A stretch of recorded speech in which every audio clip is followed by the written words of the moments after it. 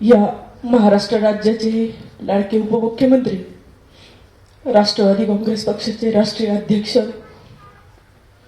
आदरणीय दादा,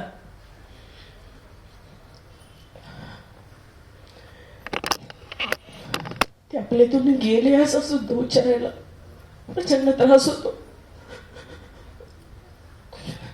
कारण गेले 4 दिवस झाले स्वतःला समजवते आहे की आता तुझे दादा नाही, परंतु मन काही मानत नाही. इकडून आवाज देतील, इकडून फोन येईल. मुंबईला बोलवलंय तर आज ओढ लागली आहे की आज तरी दिसतील, आज तरी भेटतील. दादांविषयी काय बोलू, माझ्याकडे शब्द अपुरे आहेत. माझ्यासारख्या LIC जॉब करणाऱ्या नगरसेवक जरी होते तरी नगरसेवकाचा कार्यकाळ माझा 2 वर्षांचा. मला उचलून तिकीट दिलं. माझ्यासारखं सर्वसामान्य मुलीला आमदार बनवलं, एकदा नव्हे तर 2दा. विकास कन्या पिंपरीला सांगितलं होतं, जायंट किलर कसली जायंट किलर, ती आपली कन्या आहे, विकासाला वाहिलेली आहे. आणि विकास कन्या माझा विकासाचा महामेरू हरपला. मला प्रचंड दुःख आहे. मी 1990ला मी 8-9 वर्षांची होते, मला आठवत नाही. माझे वडील गेले. एक चित्र डोळ्यासमोर आजही आहे की वडिलांचा मृतदेह पडलेला आहे आणि आई रडती, त्याला बिलकुल एवढंच आठवतं. आणि आम्ही आईला बघून रडायचो. समजत नव्हतं की बाप वारलाय किंवा बाप देवघरी गेलाय. पण माझा राजकीय, माझा दादा, माझा खूप मोठा आधार देवाने हरपून घेतला. माझं उर्वरित आयुष्य त्यांना दिलं असतं आणि मला नेलं असतं तरी मला दुःख नसतं. कारण माझ्या महाराष्ट्रातल्या शेतकऱ्यांचा नेता, माझ्या महाराष्ट्रातल्या शेतकऱ्यांचा वाली आज राहिलेला नाही. ग्रामीण भागाची जाण ज्यांना होती असं नेतृत्व, विकास कामाशिवाय दुसरं काही ज्यांना समजत नव्हतं. घाणेरडं राजकारण कधी त्यांनी केलं नाही, कधी जातपात म्हणून धरलं नाही. माझ्यासारख्या मागासवर्गीय मुलीला नेहमी हात धरून पुढे नेण्याचं काम केलं. आणि आपल्या सर्वांना सांगते, महाराष्ट्राची धान खरेदीची फाईल ज्याच्यासाठी दादा थांबले, नाहीतर गाडीने निघून जाणार होते, तर ते आज आपल्यात असते. त्यानंतर डिकले साहेबांनी एक फाईल पुढे केली.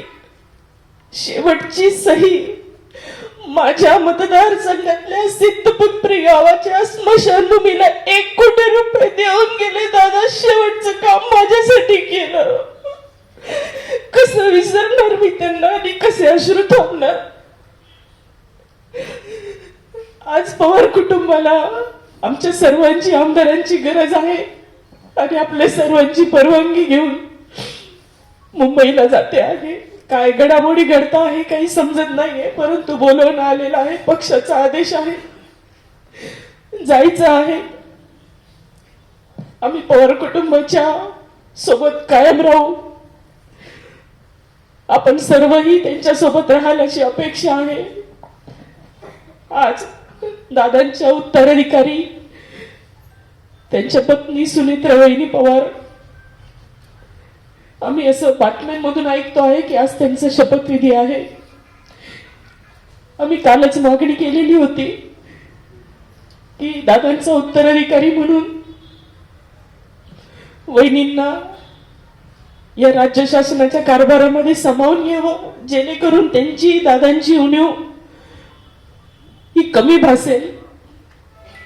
आणि त्याचं कुठेतरी दखल घेऊन ज्या काही घडामोडी होत आहे, मला माहित नाही काय होते वरती, आता आपल्या सर्वांची रजा घेऊन मला मुंबईला निघायचं आहे. माझ्या कुटुंबावर दादांनी प्रेम केलं. माझ्या एवढ्याशा 2.5 महिन्याच्या लेकराला दादा स्वतः 2दा मी सभागृहात होते आणि बाळ नागपूरच्या अधिवेशनात सभागृहात होतं. दादा 2दा येऊन परत गेले. मला चिठ्ठी आणि पीएनी पाठवले, दादा बाळाला भेटायला आलेले.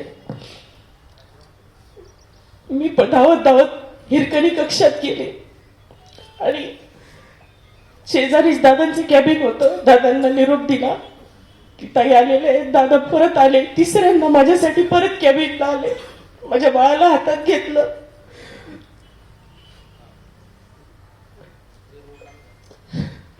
मला काय म्हणशील, मामा म्हणशील का नाही, दादा म्हणशील, हे दादांचे शब्द होते प्रशंसकला. डोक्यावर हात ठेवला माझ्या आणि त्याच्या आशीर्वाद दिला. आज माझा खूप मोठा आधार हरपलेला आहे. पण दादांनी जी शिकवण दिलेली आहे, दादांचे जे कार्य आहे, काम करत आलंय, काम करत राहू. काम तर होणार आहे, आयुष्य थांबत नसतं. पण कुठेतरी हा श्वास थांबल्यासारखा वाटतोय आणि असं वाटतंय डोळे उघडतील आणि वाईट स्वप्न संपून जाईल आणि पुन्हा काहीतरी छान आपली रोजची जी सुरुवात होती 28 तारखेच्या आधी ती राहील. देवा खरंच कुठे असशील तू तर तो दिवस आम्हाला दे. हे सगळं आमचा भ्रम आहे, आमच्या मनाचे खेळ आहेत, वाईट स्वप्न आहे. हे सगळं कृपया आम्हाला झोपेतून उठव आणि हे सगळं मिटव आणि आमचे दादा आम्हाला परत दे. हेच वाटतं आहे. इतका पुण्यवान माणूस, गोरगरिबांचे काम करणारा माणूस, त्याला हे पुण्य आडवं येऊ नये. ही कसली कर्मकथा आहे. किती बोलू आणि काय बोलू समजत नाही.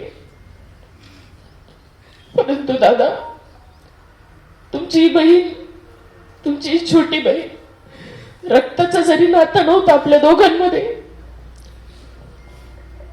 परंतु जे तुम्ही आशीर्वाद दिला, जे जवळ घेतलं, जे प्रेम दिलं, जाता जाता शेवटची सही माझ्या मतदारसंघाच्या फाईलवर केली, हे उपकार मी आयुष्यभर विसरणार नाही आणि आयुष्यभर मी तुमचं राष्ट्रवादी काँग्रेस पक्ष सोडणार नाही. हा शब्द आज या निमित्ताने मी देते.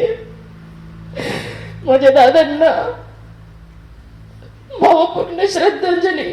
परमेश्वर असेल, आता विश्वास नाही राहिला माझा, असेल तर तुझी कामं आमचे दादा करतील. तू फक्त काम सांग त्यांना. जे तुझ्याकडून होत नसेल ते दादा करतील. माझ्या दादांना